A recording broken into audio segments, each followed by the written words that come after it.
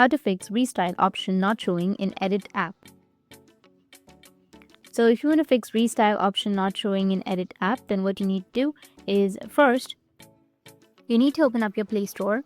After opening your Play Store, you can go with search, and under search, you need to search for Edit app or Edits app. Now, once you find this application, if you have any updates under the application, then you just need simply go and update it. And once you update it, your problem might be fixed. But if that doesn't fix your problem, then what you need to do is just go back and then open up your settings.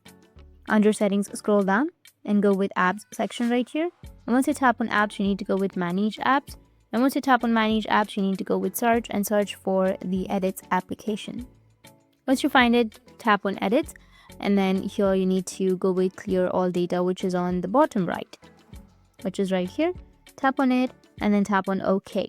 Or if you also have the clear cache option, you can go and clear the cache. Once you've cleared the cache and data, your problem might be fixed. You can go back and open the edits application and you'll find the Restyle option. That's it. And if you have any questions, feel free to comment below. Thanks for watching.